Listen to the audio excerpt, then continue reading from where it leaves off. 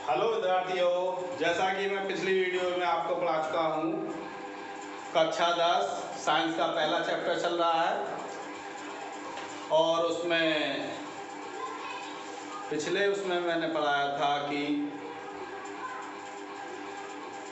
रासायनिक अभिक्रियाएं कितने प्रकार की होती हैं, यानी रासायनिक अभिक्रियाओं के प्रकार। तो उसी में चल रहा है। उससे पहले मैं आपको पढ़ा चुका था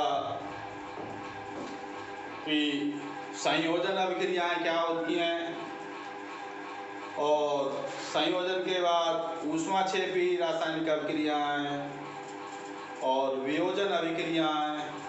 तो ये पिछले वीडियो में मैं पढ़ा चुका हूँ। अब आज पढ़ाएंगे हम आपको रासायनिक अभिक्रियाओं में विस्थापन अभिक्रियाएं। विस्थापन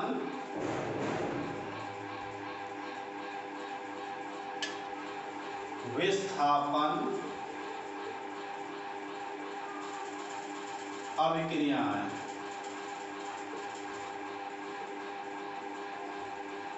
तो विस्थापन अभिक्रिया क्या होती है, सबसे पहले वो समझेंगे कि विस्थापन अभिक्रिया में जब कोई तत्व किसी यौगिक से किसी तत्व को विस्थापित कर देता है, ऐसी अभिक्रिया को हम विस्थापन अभिक्रिया कहते हैं। क्या है कि जब कोई तत्व किसी यौगिक से उसके किसी तत्व को विस्थापित कर देता है तो उसको हम विस्थापन अभिक्रिया कहते हैं। फॉर एग्जाम्पल, Fe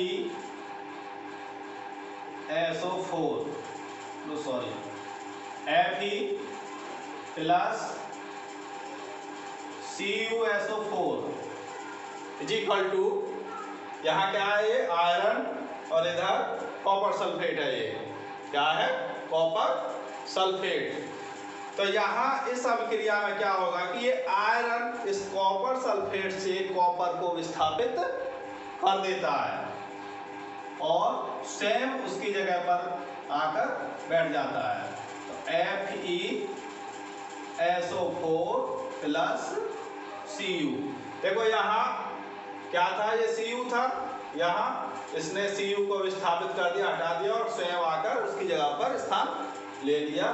तो ये हो गया क्या, FeSO4 और यहाँ Cu। तो यहाँ किसका विस्थापन हुआ है, Fe के द्वारा Cu का विस्थापन हो गया है कि आयरन ने कॉपर को कॉपर सल्फेट के विलयन से विस्थापित कर दिया। अब इसमें एक क्वेश्चन भी आ जाता है कि जब किसी लोहे की कील को कॉपर सल्फेट के विलयन में डालते हैं तो उसका रंग नीले से हल्का हो जाता है या मलिन हो जाता है।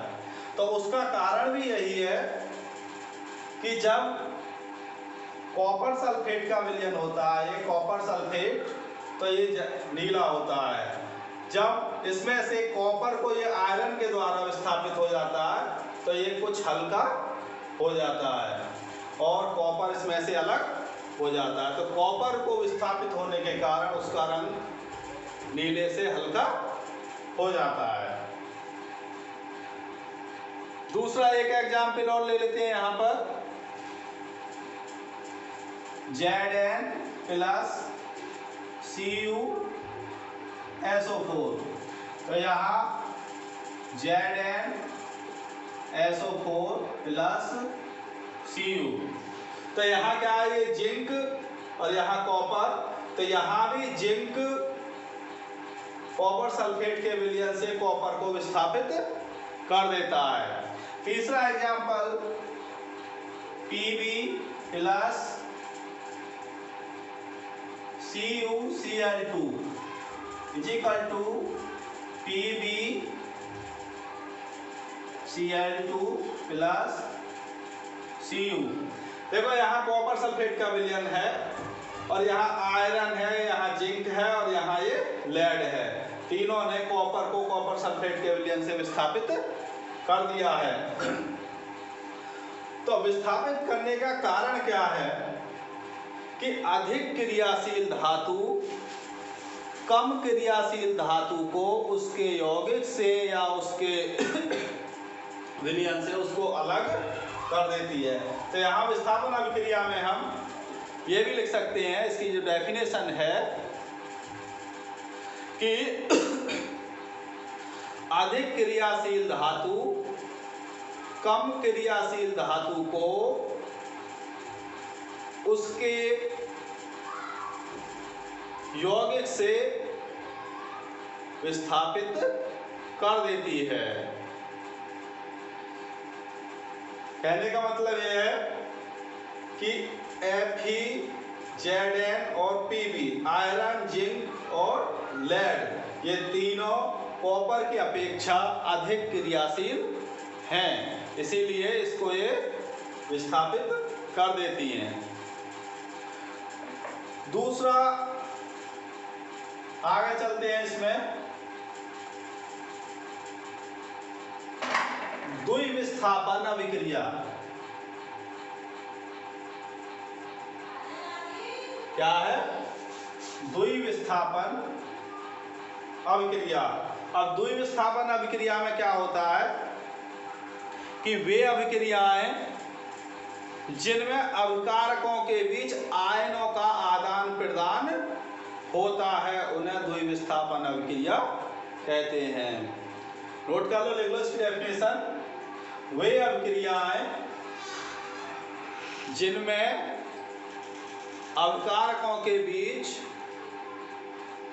आयनों का आदान प्रदान होता है उन्हें द्विविस्थापन अभिक्रियाएं कहते हैं। फॉर एग्जाम्पल, Na2SO4, एक इसका सूत्र है सोडियम सल्फेट प्लस BaCl2, ये क्या है? Barium chloride. यहां ये बनाएगा 2NaCl प्लस BaSO4।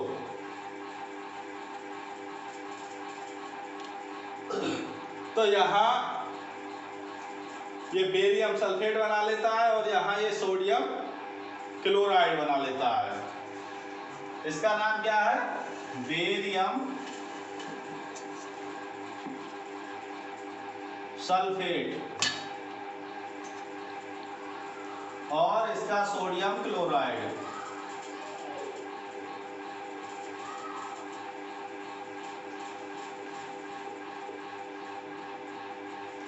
और ये सोडियम सल्फेट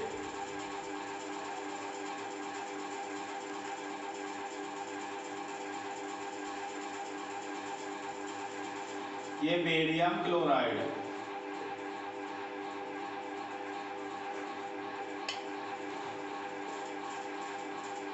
बेरियम क्लोराइड।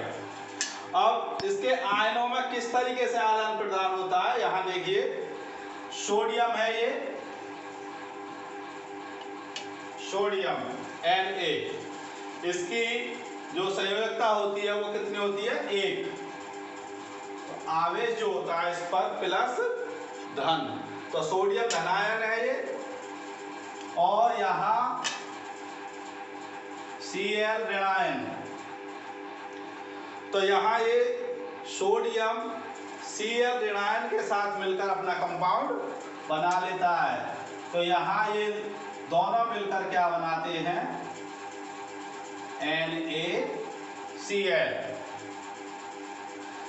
इसी तरीके से Ba की संयोजकता 2 होती है, तो Ba 2 धनायन, और SO4 की 2 ऋणायन होता है। इसके संयोजकता इसकी भी 2 होती है, लेकिन इस पर क्या है, ये ऋणायन बनाता है और ये धनायन। तो कंपाउंड जब भी बनता है कि जब उनके जो परमाणु है ऋणायन और धनायन दोनों आपस में बराबर होते हैं। तो यहाँ इसमें ये इसके अवक्षेप का निर्माण करता है और वो कौन सा अवक्षेप बना लेता है इससे, BaSO4 का ये अवक्षेप प्राप्त होता है। तो इस तरीके से यहाँ सोडियम Ba को विस्थापित करके स्वयं इसके साथ मिल जाता है और NaCl बना लेता है। इसी तरीके से यहाँ ये Ba सोडियम को हटाकर यहाँ SO4 के साथ मिलकर यहाँ BaSO4 बना लेता है। तो ऐसी अभिक्रियाओं को कहते हैं हम द्विविस्थापन अभिक्रिया, जिसमें कि जो भी अभिकारक क्रिया में भाग ले रहे हैं, दो अभिकारक, तो दोनों के आयनों का आदान प्रदान हो जाता है। एक और एग्जाम्पल इसका मैं बताता हूँ आपको।